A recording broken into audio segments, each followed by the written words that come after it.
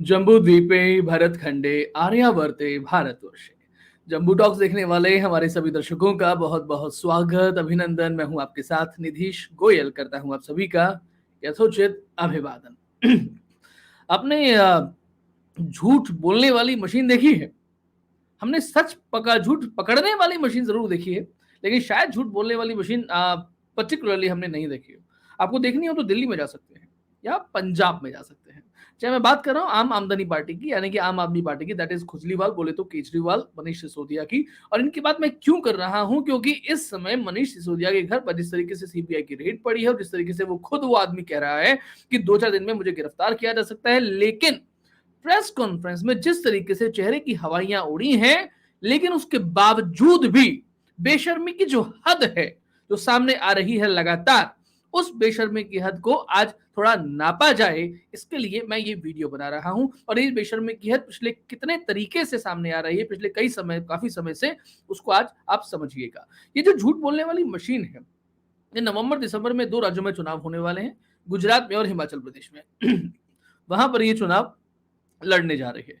इससे पहले किस तरीके से एक एक पार्टी का जो 2 जगहों पर पार्टी प्रमुख है, एक अरविंद केजरीवाल नाम का व्यक्ति, वो कितनी साफ गोई से झूठ बोल सकता है, इसकी इसकी कहानी जो है वो आप सुनिए, समझिए। गोवा में जब चुनाव था, इन्होंने कहा कि गोवा के जो मुख्यमंत्री हैं प्रमोद सावंत, उनकी बीजेपी से जो है ना अनबन चल रही है, बीजेपी से लड़ाई चल रही है, इसलिए भाजपा जो है वो प्रमोद सावंत को हटा देगी, उन्हें पद मुक्त कर देगी और उसके बाद में नया मुख्यमंत्री आएगा। इनके मुख्यमंत्रित्व में इनके एक तरीके से प्रमुख रहते हुए चुनाव ही नहीं लड़ा जाएगा।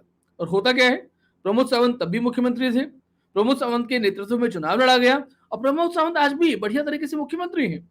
दूसरी बात समझिएगा, लक्षद्वीप के लेफ्टिनेंट गवर्नर नाम प्रफुल्ल पटेल, उसके बारे में अरविंद केजरीवाल ने कहा कि ये व्यक्ति जो है ये दिल्ली के नए लेफ्टिनेंट गवर्नर होने वाले हैं, क्योंकि ये अमित शाह और नरेंद्र मोदी के करीबी हैं, गुजरात के रहने वाले हैं, उनके ऑर्डर्स पर ये काम करने वाले हैं, उन काम करेंगे, उनके एसोसिएट रहेंगे, इसलिए ये दिल्ली के नए लेफ्टिनेंट गवर्नर बनेंगे। बने कौन?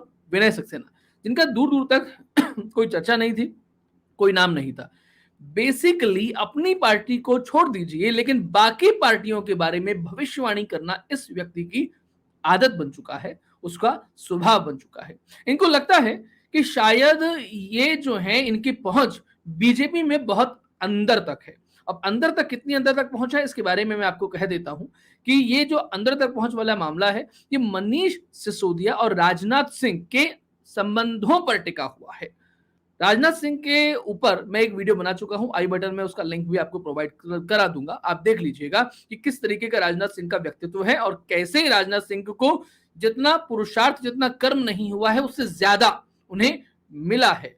और मैं आपको यहां पर अपनी व्यक्तिगत राजनीतिक समझ के आधार पर यह बता सकता हूं कि भाजपा में सांगठनिक स्तर पर या केंद्रीय स्तर पर जो बड़े परिवर्तन होते हैं, बड़े निर्णय लिए जा सकते हैं, उसमें राजनाथ सिंह की शायद कोई बहुत बड़ी भूमिका नहीं होती हो, ऐसा मुझे लगता है।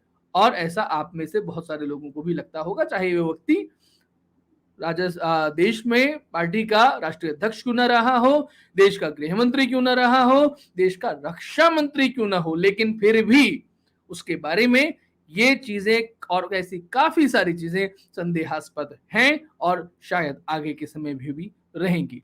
अब अरविंद केजरीवाल ने क्या कहा कि भैया मैं तो 2 बार फंस गया, लक्षद्वीप के बारे में मेरा मामला गड़बड़ हो गया, गोवा के बारे में मेरा मामला गड़बड़ हो गया, उत्तराखंड के बारे में मैं इसलिए नहीं बोला कि वहां तो कुछ ही समय पहले मुख्यमंत्री चेंज हुए थे, बोल नहीं सकता था, वरना वहां भी बोल देता। तो भैया मनीष सिसोदिया तुम बोलो। तो मनीष सिसोदिया ने कहा कि हाँ अब मैं बोलूंगा।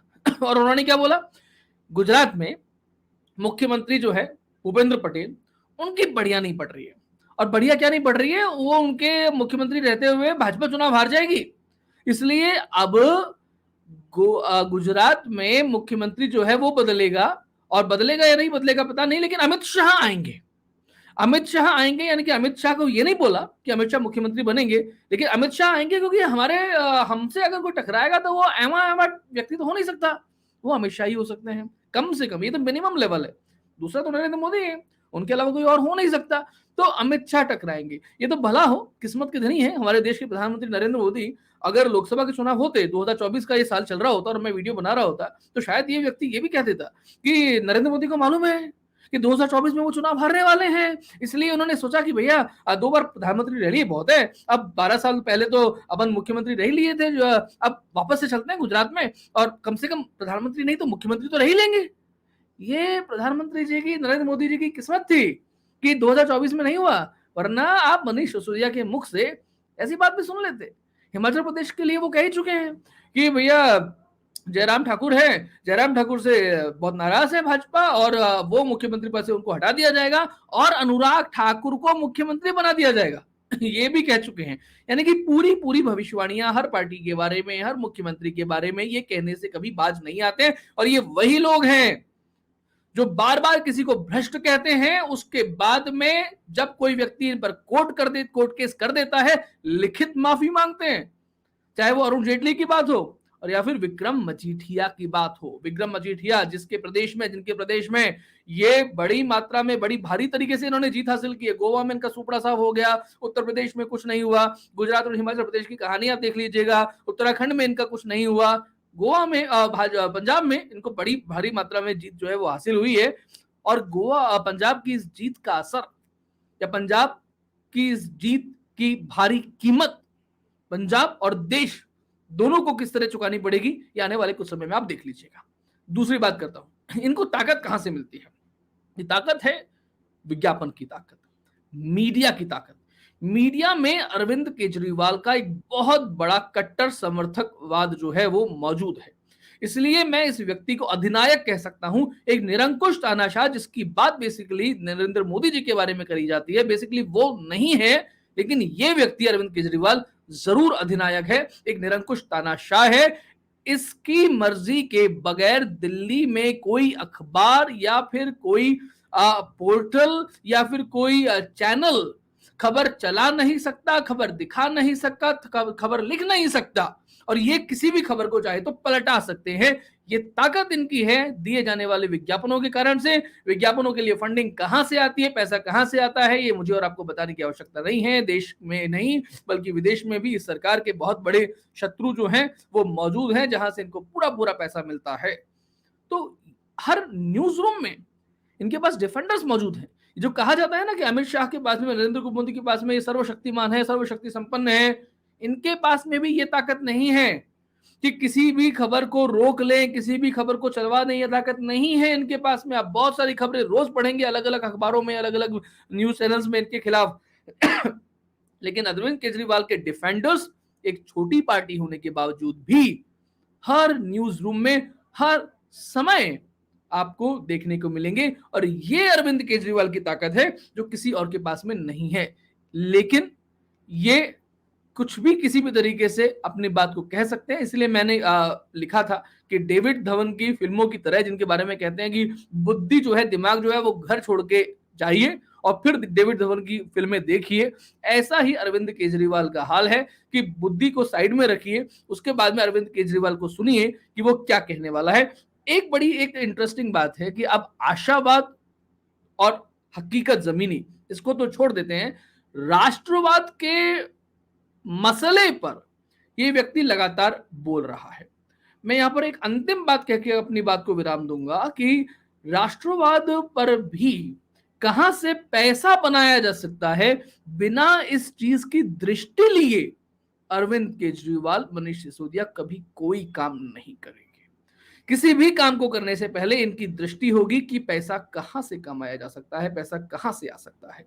गुजरात में अपने आप को डार्क हॉर्स कहने वाले ये लोग, क्योंकि आपको मालूम होना चाहिए सूरत में कॉर्पोरेटर्स में इनके कुछ लोग जीत गए थे, लेकिन उसका कारण ये था कि हार्दिक पटेल ने इनको समर्थन दे दिया था। हार्दिक पटेल उस समय अध्यक्ष थे, कांग्रेस से नाराज थे, और हार्दिक पटेल आज भाजपा में है, ये बात आप अच्छी तरीके से जानते हैं। और शायद इसीलिए ये गुजरात में ज्यादा उत्साहित और उल्लासित भी हैं। लेकिन उल्लास और उत्साह जनता खुद निकालेगी, क्योंकि जनता से आप फरेब बार बार नहीं कर सकते, उससे झूठ का खेल आप बार बार नहीं रच सकते। और जिस तरीके से शराब के खेल में अब मनीष सिसोदिया और अरविंद केजरीवाल पूरी तरह फंस चुके हैं, ये खेल अब बहुत जल्दी इसका पटाक्षेप होने वाला है और होगा जरूर, और यही भारत के लिए अच्छा है।